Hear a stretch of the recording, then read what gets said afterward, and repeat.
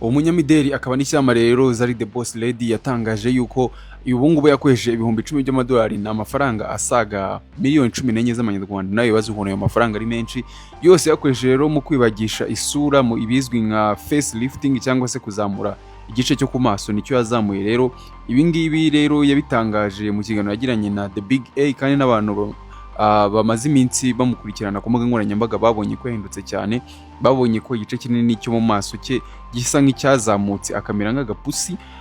Byatumye rero abantu benshi batakomeza kubyibazaho, baravuga bati se ni iki cyabaye kuri Zari, ni iki cyahindutse ku isura ye, ese niyo dusanzwe tuzi cyangwa se hari undi uri kumwiyitirira? Yaje kubibuza mu kiganiro rero n'ikinyamakuru cyitwa The Big AUG, ahita atangaza yuko ari we bamaze iminsi bari kubona, ndetse ko yakoresheje iyi face surgery amafaranga menshi cyane. Nababwiye ni amafaranga asaga miliyoni 14 z'amanyarwanda. Ni amafaranga nyine urebye atari make cyane ku muntu ushobora kuyakoresha mu bikorwa nk'ibi ngibi, ariko we igihe yaganiraga ikinyamakuru yavuze ko ari ishoramari, cyane cyane ko mu mwuga we akora wo kugaragara neza cyangwa se umwuga wo gusa neza, njye sinsanzwe nkuzi.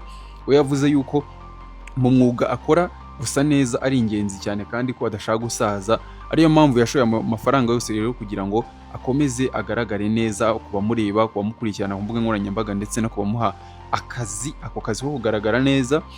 Ngira ngo abenshi bajya bavuga ko ashobora kuba yicuruza, abandi bakavuga ati aryamana n'abagabo b'abakire, ariko ayo makuru iyo nyirayo atayivugiye ntabwo umuntu yaza ngo ayahamye mu by'ukuri ngo avuge yuko yaba ariyo. Gusa Zari the Boss Lady we yavuze ko ibyo yakoze ari ishoramari mu buryo akwiye kugaragara. Ibi ngibi rero biba birimo ibyiciro bibiri, hari icyitwa temporal lift, hakaba na full face lift. Temporal lift rero ni igihe hazamuwe isura yose, nako temporal lift ni mu gihe hazamuwe igice cyo ku maso gusa, igice cyo ku maso cyegeranye no ku matwi, nk'uku nguku mu ifoto muri kubibona, uku nguku bamuzamuriye ku maso ye. Iyo babizamuye gutya rero bituma uruhu rwaguye, uku nguku umuntu asaza uruhu rwo mu maso rukagwa, bituma uruhu rwe rutagwa nyine, akamera nk'abana bakiri bato. Ariko urabona yuko n'ubundi biragaragara kuko yabaye nk'agapusi rwose. Hakaba icyitwa full face lift rero, ibi ngibi biratandukanye cyane kuko byo binatinda gukira, kuko haba habazwe isura yose. Ibi ngibi bitinda gukira rwose, nicyo nababwira, kandi bikanatwara amafaranga atandukanye, kuko nk'ibi ngibi byamutwaye ibihumbi 10 by'amadolari. Ushobora gusanga kubaga isura yose bishobora kumutwara amafaranga agera mu 25 by'idolari, ubwo ni miliyoni zigera hafi muri 30 z'amanyarwanda. Ibi ngibi rero byakozwe n'uyu mubyeyi w'abana bagera kuri 5, akaba rero ngo yanashishikarije abagore babifitiye ubushobozi nabo kuba bakibagisha isura kugira ngo bagumye ngo bagaragare neza, ngo kandi ngo nta mpamvu yo gusaza kandi ufite amafaranga. Ariko ni ibintu ubona yuko byamugizeho ingaruka, kuko ngewe ntabwo nkeka ko umuntu muzima yaba agaragara gutya, kandi umuntu buriya bakozemo, umuntu babaze, ntabwo bakiri umuntu wuzuye, kababwiza ukuri. Ku bantu bakurikirana amakuru y'imyidagaduro rero, uyu mugore yakundanye n'umuhanzi witwa Diamond Platnumz, ndetse bakaba banafitanye abana.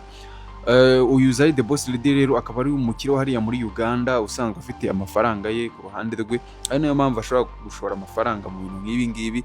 Ntabwo nkeka ko umuntu udafite n'icyo kurya cyangwa se umuntu utarigirira icyizere mu buzima yuko nawe ashobora kugira amafaranga agasagura nayo gukora ibintu nk'ibi ngibi, ashobora guta umwanya cyangwa ashobora gutakaza amafaranga ajya gukoresha ibintu nk'ibi ngibi. Ubona ko ibi ngibi yabikoreye amafoto gusa, kuko nta muntu muzima ushobora guhura n'umuntu umeze gutya, nk'uko muri kubibona ku ifoto ukaniruka, kuko ngewe mbabwiza ukuri, ngewe muye n'umuntu umeze gutya nge nakiruka pe. Umuntu umeze gutya, kuko umuntu umeze gutya ufite isura imeze gutya mwahorane wiruke koko? Nanga mujye mureba ibintu nyine ukuntu isi irimo iragana ahantu habi. Kugeza kuri ubu ngubu rero kwibagisha byabaye ikintu gisanzwe mu bakobwa, mu bagore, mu bagabo. Mu bagabo ho biraza cyane, kuko buriya abagabo bafite ukuntu bateye, bafite ukuntu biyakira n'isura yabo, bakumva yuko ari ibyo ngibyo gusa. Kuko abagabo, ikintu gikurura abagore cyane ku bagabo buriya nta mafaranga. Buriya abagore ikintu kibakurura ku bagabo ni amafaranga, ariko ku bagabo ikintu kibakurura ku bagore cyangwa se ikintu muri make kidukurura ku bagore burya ni uko basa, ni imiterere yabo, uburyo bagaragara, isura yabo. Umugore ufite isura nziza, umugore uteye neza, uwo nguwo ushobora kumushishikarira. Ni nayo mpamvu rero n'uyu nguyu aba yavuze ati njye mu buryo ngaragara, mu buryo njyewe abantu bambona, uburyo nifotozamo, appearance yanjye ni ikintu ngomba kwitaho kugeza n'ubwo nshora ibihumbi 10 by'amadolari, ni miliyoni 14 z'amanyarwanda zikaba ziragiye mu kwibagisha amaso gusa. Ibintu bishobora no kumuviramo indwara ya kanseri. Ibi ngibi bishobora kumuviramo indwara ya kanseri kandi ni ibintu n'abaganga bakubwira iyo ugiye kwibagisha. Nk'uko mubizi hari abagiye bibagisha aha ngaha mu Rwanda babyemerera, harimo nka DJ Brian wibagishije ku nda, akibagisha amabuno, akibagisha amataye. Nabyo ni ibintu byatwaye amafaranga menshi cyane, buriya bishobora kuba byaragiye nko muri miliyoni 30 nabyo, ariko nanone biterwa n'aho bikorera. Ibi ni ibintu ku bantu bashaka kubikora biremewe aha ngaha mu Rwanda. Hanze y'u Rwanda ushobora kubikoresha aho washaka hose mu gihe ufite ubushobozi, ukaba wasubira bwana cyangwa se ugahabwa imiterere ushaka. Hari n'abajya bavuga yuko uwitwa Mutesi Jolly nawe yaba yarabikoresheje, ariko ibyo ngibyo ni amakuru ahari yo kubihamya, kuko nyine babonye ko yahindutse mu miterere. Uko Mutesi Jolly yari ameze mbere, ngira ngo mushobora kubibona no ku mafoto uko yari ameze mbere n'uburyo asigaye ameze muri iyi minsi. Ubona ko ari ibintu byatandukanye, ariko njyewe nizera ko n'umuntu wariye neza buriya ashobora guhindura imiterere. Umuntu wariye neza ashobora guhindura imiterere rwose. Ntabwo ari ngombwa kugira ngo umuntu yibagishe, ntabwo ari ngombwa kugira ngo umuntu yibagishe, namwe ntimugakabye. Ariko Zari the Boss Lady we ubwo yabyiyemereye, ni amakuru meza ku bantu nyine bashobora kuba babishidikanyagaho cyangwa se babyibazagaho ibintu byinshi. Ariko we yaje aremerera aravuga ati njyewe ku mafaranga yanjye, ku mafaranga nunze, ntabwo nshobora gusaza gutyo gusa ngo mbe umukecuru nza n'iminkanyari mu maso. Kuko uyu nguyu Zari the Boss Lady ugiye kureba neza igihe yavukiye usanga ari gukabakaba mu myaka 55.